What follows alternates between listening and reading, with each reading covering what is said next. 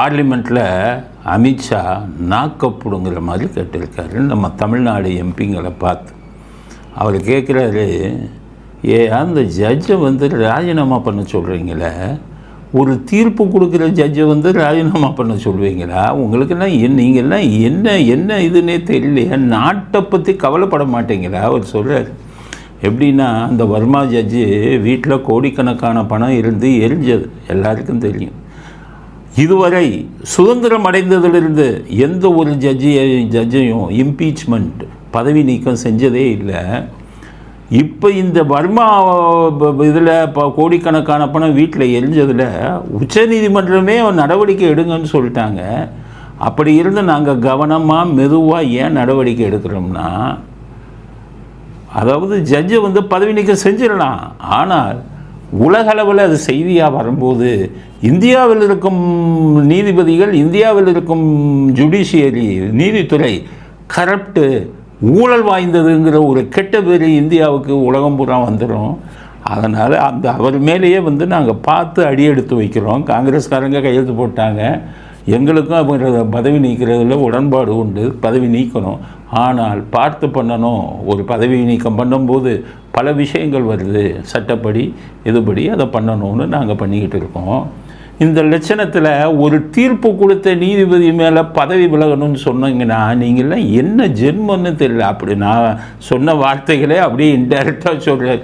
நீங்களாம் என்னையா ஜென்மம், என்ன படிச்சிருக்கிறீங்களா, என்ன எனக்கே புரியல அப்படிங்கிற துணியில் சொல்கிறாரு அவர்.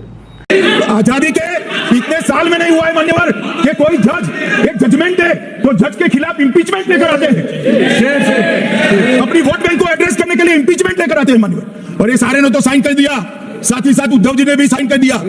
उद्धव जी, जजमेंट क्या है? एक पहाड़ी पर मान्यता है कि हाँ सबसे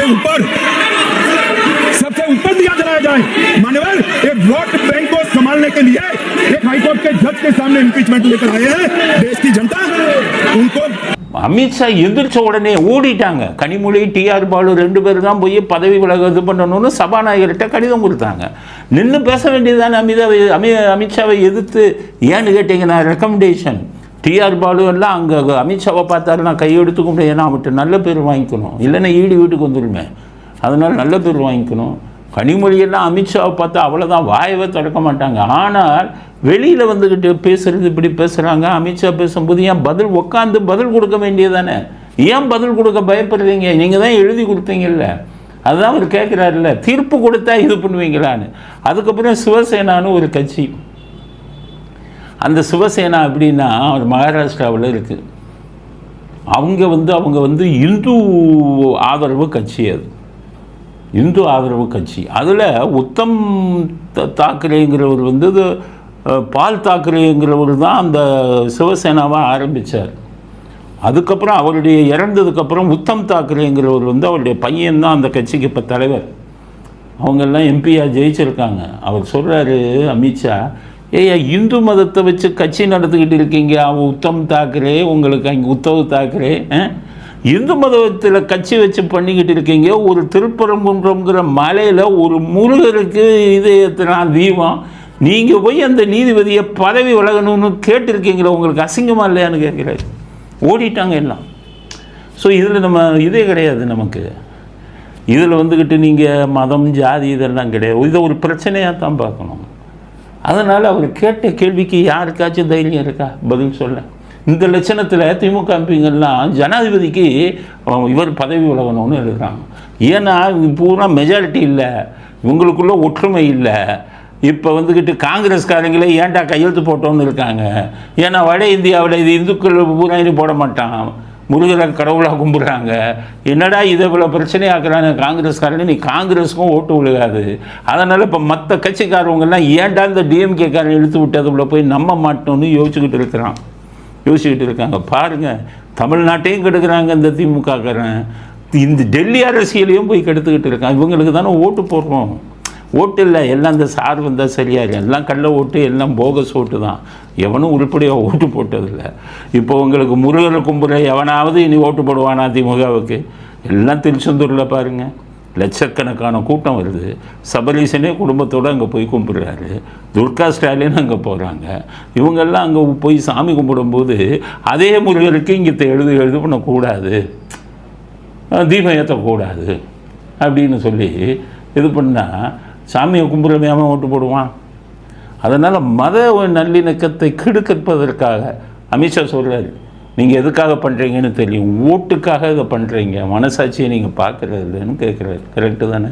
வாக்குக்காக இஸ்லாமியர்கள் இதை எதிர்த்தால் உடனே இது கொடுத்துருவாங்க அப்படின்னு சொல்லி அந்த வாக்கு வங்கியை கணக்கில் வச்சு தான் இவங்க இவ்வளவு கூத்தடிச்சுக்கிட்டு இருக்காங்க. இவங்களுக்கும் ஓட்டு போடுறோமே இல்லை. நான் என் வாழ்நாளில் திமுக உதயசூரியனுக்கு போட்டதில்லை. எங்கள் குடும்பத்தில் இருக்கும் தாய் தந்தை உறவினர்கள் யாருமே நாங்கள் உதயசூரியனுக்கு வாழ்நாளில் போட்டதில்லை. காரணம், உதயசூரியன் மேல் கோபம் இல்லை, அந்த கட்சியின் மேல் உள்ள கோபம். அண்ணாதுரை இருந்தவரை அந்த கட்சியை நாங்கள் நேசித்தோம். 1967 எனக்கு ஓட்டு வயசு இல்லை. ஆனால் எங்கள் குடும்பத்தில் இருக்கிறவங்க அத்தனை பேரும் உதயசூரியனுக்கு போட்டாங்க. காரணம், அண்ணாதுரை, அறிஞர் அண்ணாதுரை. அன்னைக்கு இருந்த நிலைமை, விலைவாசி அதிகமாகிடுச்சு, அரிசி விலையெல்லாம் ஏறிச்சு, ஒட்டுமொத்த தமிழ்நாடு ஓட்டு போட்டுச்சு. பல காரணங்கள் எங்கள் குடும்பமே போட்டாங்க. ஆனால் நான் இதுவரை போட்டதில்லை.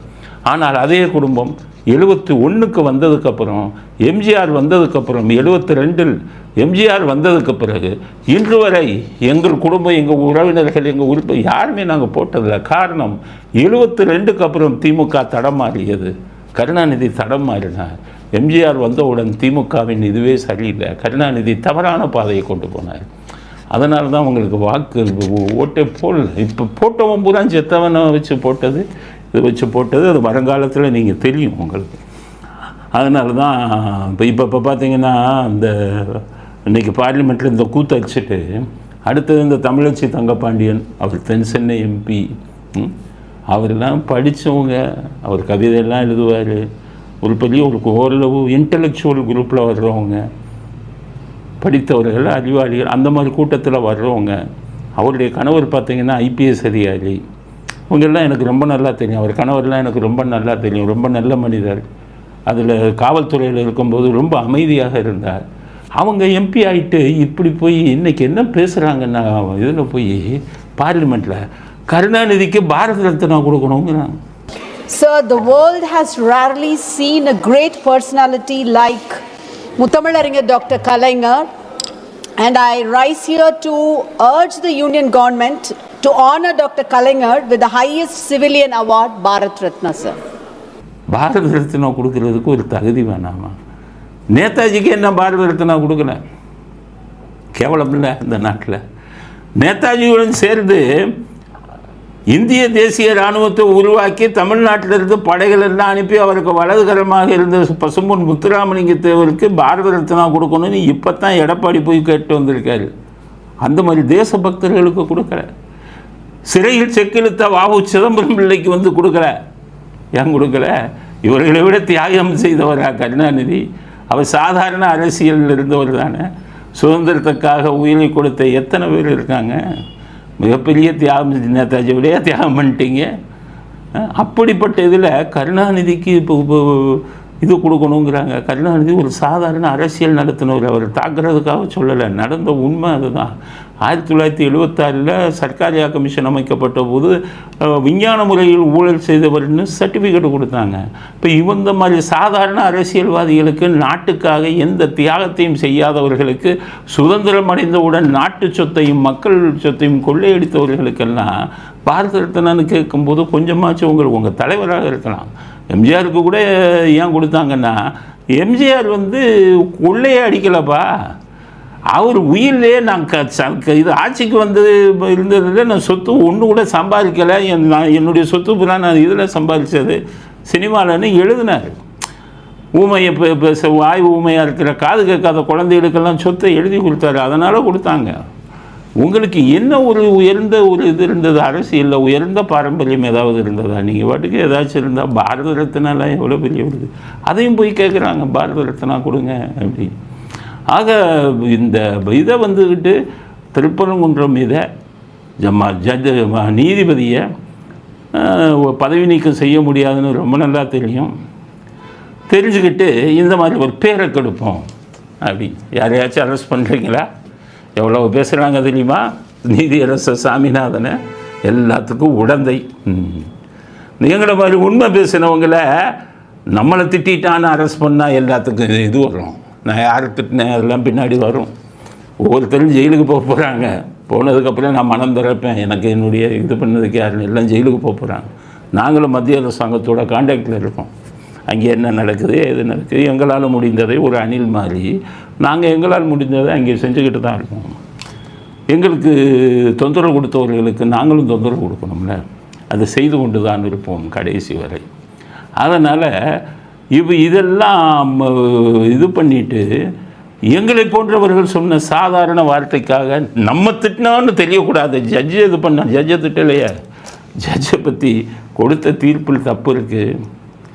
நான் இவர் சொன்ன மாதிரி உங்கள் பாட்டில் பிழை இருக்கிறதுன்னு உங்களுக்கு திருவிளையாடல் படத்தில் ஈஸ்வரனாக நடிக்கும் சிவாஜி கணேசன் எழுதிய பாட்டை நக்கீரன் குரல் கொடுப்பார். அதனால தான் சொன்னது நெற்றிக்கன் திறப்பினும் குற்றம் குற்றமேனா நக்கீரன்பாங்க.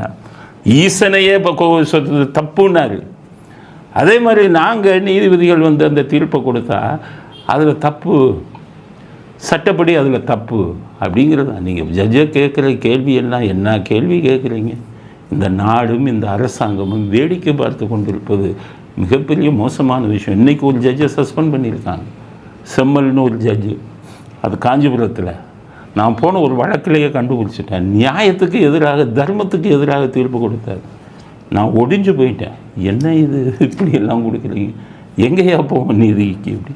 அப்போவே பேசினேன், அந்த ஜட்ஜு இப்படி பண்ணார். கொஞ்ச நாள் கழித்து டிஎஸ்பியோட இவங்களுக்கு இருந்த தனிப்பட்ட விரோதத்தை வச்சு டிஎஸ்பியை கைது பண்ணி உள்ள போட்டார். தர்மம் வந்து கடமையை செய்யும்ல, தப்பு செய்யாத அவங்கள நீங்கள் கைது பண்ணி உள்ளே போட்டிங்கன்னா நீங்களே ஜெயிலுக்கு போகிறது உறுதி. தப்பு செய்யாத டிஎஸ்பியை கைது பண்ணார்.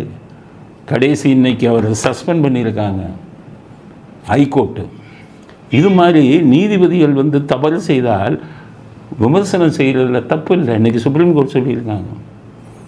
ஒரு ஜட்ஜை வந்து ட்ரக் மாஃபியான்னு சொல்லிட்டாங்க ஒரு பெண்ணு, அவருக்கு 1 வாரம் ஜெயிலு சொன்னாங்க.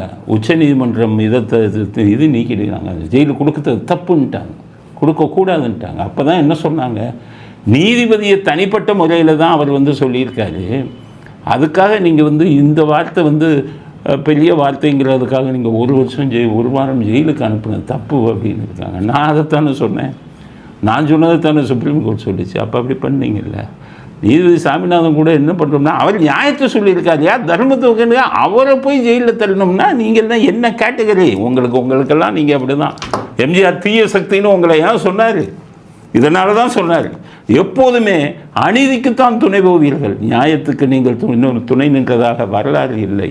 அது 2 வாரிசுகளை தாண்டியும் இன்னும் வந்து கொண்டிருப்பது மிகப்பெரிய வேதனை. இந்த திருப்பரங்குன்றதில் இப்போ போய் என்ன பண்ணுறாங்கன்னா, அந்த இவங்களை ஆர்கியாலஜி டிபார்ட்மெண்ட்டு, தொல்லியல் துறையும் அவங்கள வந்து மாநில அரசாங்கத்தின் கண்ட்ரோலில் இருக்கிறவங்களை அனுப்பி கனிமொழி சொன்ன மாதிரி சொல்லுங்கள், அது வந்து இதுதான் நில அளவை கல் தான் அப்படின்னு இன்றைக்கி சொல்ல வச்சுருக்காங்க. அவங்க ரிப்போர்ட்டு கொடுத்துட்டாங்க, இது நில அளவை கல் தான், கனிமொழி சொன்னதை அப்படியே சொல்லிட்டாங்க. ஏன்னா மாநில அரசாங்க கண்ட்ரோலில் இருக்காங்க அவங்க. ஆர்கியாலஜிக்கல் டிபார்ட்மெண்ட், நான் ஏற்கனவே சொன்னேன், ஆர்கியாலஜிக்கல் சர்வே ஆஃப் இந்தியா, அது வந்து இவங்க மத்திய அரசு. இப்போ மதுரை உயர்நீதிமன்றம் என்ன பண்ணணும், ஆர்கியாலஜிக்கல் சர்வீஸ் ஆஃப் இந்தியாங்கிற மத்திய அரசு நிறுவனத்தை ஒரு அதுவாக சேர்த்து, அவங்கள ஒரு பார்ட்டியாக சேர்த்து அவங்கக்கிட்ட கொடுத்து நீ போய் அதனுடைய சரித்திரத்தை சொல்லுன்னு அனுப்பணும்.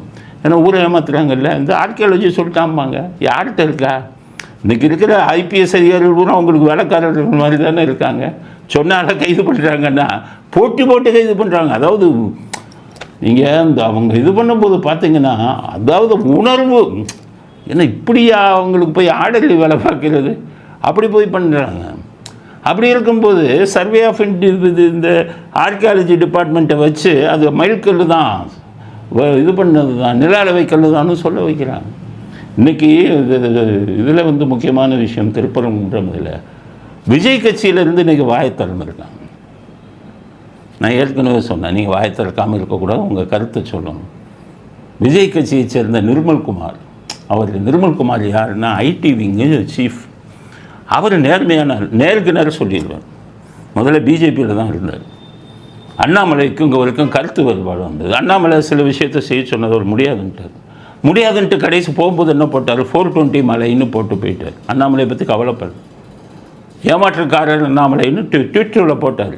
அண்ணாமலை ஆளுங்க கோச்சு கூட உண்மையை பேசித்தான் ஆகும். நீங்கள் ஏன் அப்படி சொல்கிறீங்கன்னா அது இவரை போய் கேளுங்க, நிர்மல்குமார் 420 அண்ணாமலைன்னு போட்டு கட்சி இதை விட்டு வெளியில் வந்தார். அப்புறம் அதிமுகவில் இருந்தார். ஆனால் இவர் போன வேகத்துக்கு அண்ணாமலை அதிமுக ஈடு கொடுக்கலை. அதனால் வெளியில் வந்துட்டு இப்போ பிஜேபியில் விஜய் இவங்கிற சைடு போயிட்டார். இன்றைக்கி விஜய் சார்பில் அவங்க கட்சி சார்பில் சொல்லியிருக்காரு, நீங்கள் அரசாங்கம் எடுத்து வைத்த வாதமே சரியில்லை, நீங்கள் தவறான திசை திருப்புகிறீர்கள் சொல்லிட்டாங்க. நிறைய பேர் கேட்டாங்க, ஏன் விஜய் வாய் திறந்துட்டாங்களே. தவறான வாதத்தை எடுத்து வைக்கிறீர்கள்னா என்ன அர்த்தம்? அரசாங்கத்தை முடிச்சு போச்சு. அப்படி தான் சொல்கிறோம்.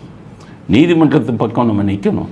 நீதிமன்றம் நேர்மையாக இருக்கும் வரை, நீதிமன்றம் தப்பு செய்தால் அதை தட்டி கேட்கக்கூடிய ஒரு உணர்வும் வரணும். இன்றைக்கி இருக்கிறவங்க இவங்கெல்லாம் நாளைக்கு இருப்பாங்களா? சொல்லவே முடியாது. சார் இது இன்னும் ஒரு 3 நாள் இது பண்ணியிருக்காங்க, எக்ஸ்டெண்ட் பண்ணியிருக்காங்க. 16ஆம் தேதி வாக்காளர் பட்டியல் போட போகிறேன்ட்டாங்க. ஸோ 16ஆம் தேதி எல்லாருமே நம்ம பின்னாடி இருக்கிறவங்க, என்னுடைய ஆதரவாளர்கள், என்னுடைய ஃபேன்ஸு, எனக்கு தார்மீக முறையில் சப்போர்ட் பண்ணுறவங்க அப்படின்னு சொல்லி அவங்க எல்லாத்துக்குமே நான் சொல்கிறேன். ஏன்னா கிஷோர் சாமி எனக்கு சொன்னார், நான் உள்ளே இருக்கும்போது கிஷோர் சாமி தான் அந்த விஷயங்கள் எல்லாம் போட்டார். அப்போ கிஷோர் சாமி சொன்னார், நான் கூட உங்களை என்னமோ நினைச்சேன் சார், ஆனால் அது எத்தனை பேர் என்கிட்ட அழுதாங்க தெரியுமா? அப்போ தான் உங்களுடைய மரியாதை புரிஞ்சது. காரணம் நம்ம பார்க்குறாங்க, எல்லோருமே நேர்மையை விரும்புகிறாங்க. நேர்மை இல்லாதவனுக்கு ஓட்டு போடுறவங்க கூட நேர்மையான ஆளுங்களை விரும்புகிறாங்க. அதன்படி தான் எனக்காக எத்தனையோ பேர் ப்ரே பண்ணாங்க, அழுதாங்கிறது எல்லாம் பண்ணும்போது நான் நல்ல விஷயத்தை சொல்லணும்ல.